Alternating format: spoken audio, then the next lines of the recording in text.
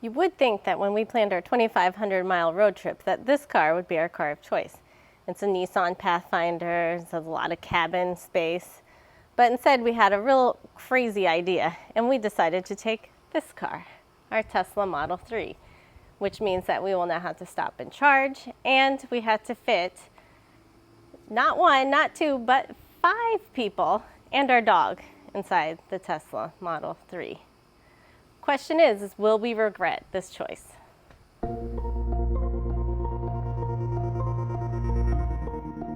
So a couple months ago, we started talking about planning a trip to go see Zach's family in Wisconsin. It's been a while since we've been up there because of COVID and everything. And so we started to look at flights, and we'd have to board our dog, which she's 13 years old. And so I told him that I randomly started thinking about it. I was like, oh, maybe we should take a road trip. And then I Google mapped how long it takes to get to Wisconsin, which is about how long? 20 hours. And I realized that was too crazy because we have 3 kids. 2 are twins that are 5 and 1 is 8 years old. And to go 20 hours across the country just seemed too ridiculous. And he agreed with me, but then stewed on it for a couple days. And then I also started looking at flights, and the cost of flights is pretty high right now. Yeah, because gas had really increased in price and it made the tickets get pretty ridiculous. And then he started humoring the idea. The road trip sounded like a good idea at that point. And so one thing led to another, and all of a sudden we are going 2,500 miles across the country with 3 kids, our whole family of 5, and our dog, in our Tesla Model 3. Plenty of room. And everybody thinks we're completely crazy, I'm sure. And as we've talked about it with people, we started to realize all the misconceptions people have about electric vehicles, and that most people don't really realize how accessible it is to take a road trip in a Tesla. So we thought maybe it was kind of our moment to show everybody how you can do it, and even with children, especially of a small age. I used to teach, so I know quite a bit of ways to entertain children, and he's kind of my Tesla expert. And so we started working on it and planning, and we thought we could kind of show everybody our experience with it. And I have a feeling that the Tesla is not going to be the problem. That most likely the problem is going to be the 3 kids, maybe the dog, but probably not the Tesla. So this is our story of what happened. And I know he's pretty excited because he has autopilot, and I have my autopilot to drive, so I don't have to drive at all. But I do kind of have to learn because now that we've planned the road trip, we realized that maybe a Model Y would be wise. We'll upgrade next year. Yeah, so I'm going to have to learn how to do all the Tesla stuff myself. So as I'm learning, I thought maybe everybody else could come along the journey with me, and we can all kind of learn together. Sounds good. Let's do it.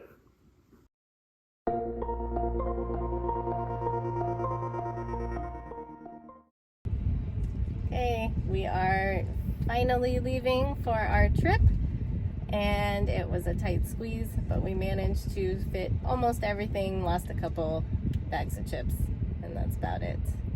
Good to go. Good to go. We're a little squished, so we told the kids to eat as much food as they can.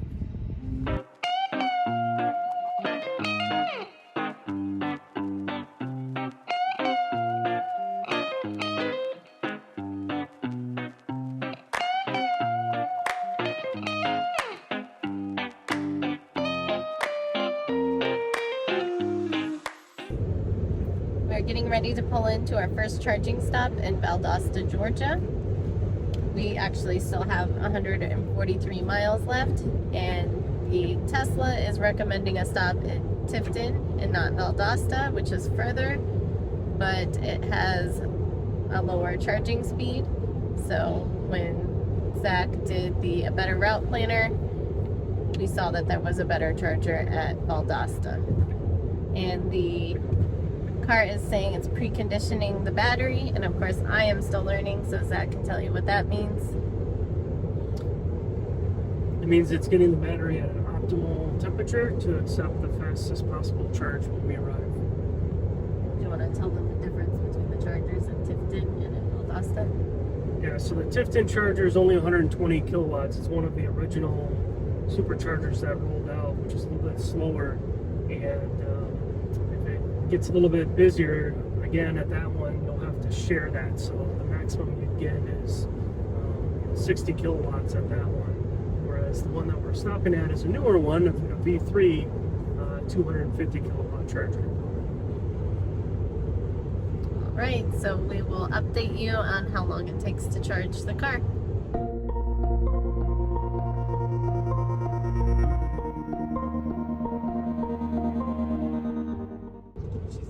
So we're back on the road on our way to Macon, Georgia. We stopped in Valdosta for about 25 minutes and got about 140 miles back on the car. Everybody got a little stretch break, including the dog, and the kids probably more wild out of the car than in the car. And now they're watching Sing 2, so we're back on the road and we'll be stopping again at lunchtime.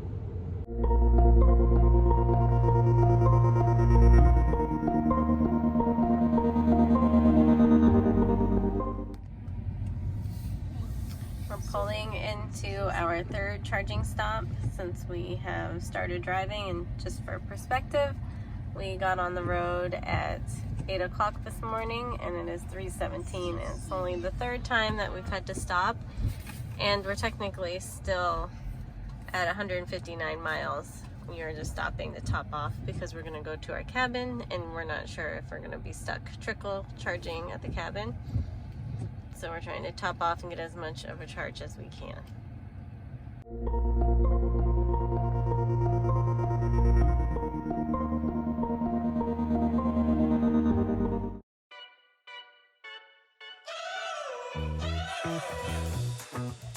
We're driving cars on a Mars tonight. We're blasting off to the stars tonight. We wanna go, go. We wanna go, go.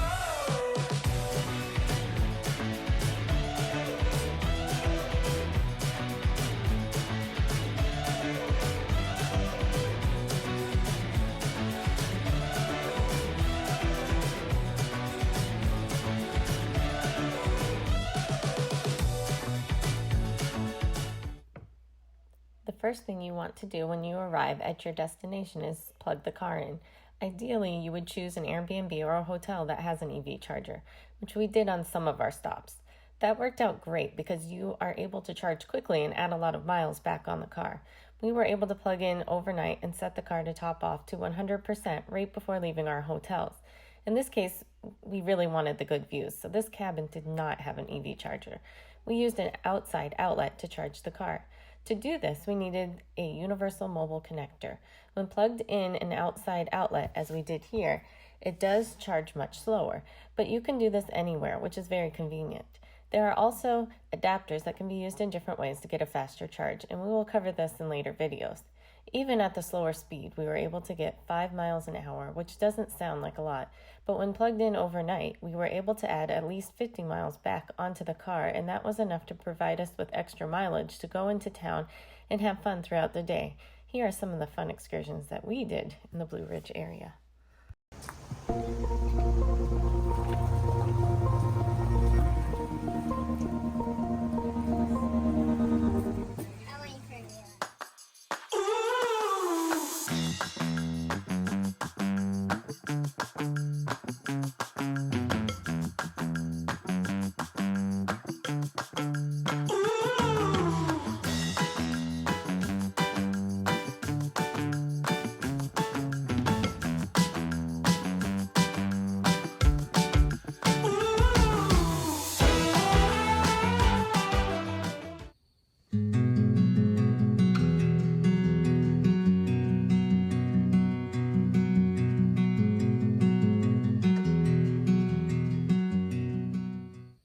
Now that we are getting ready to leave Blue Ridge, we are back to completing one of the harder tasks we have had on the road trip, repacking the car.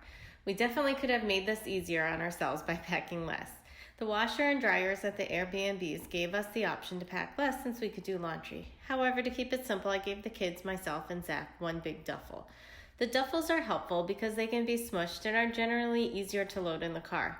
First, we packed our sub-trunk. This is the extra space that we get in the Tesla because it is where the gas tank normally is.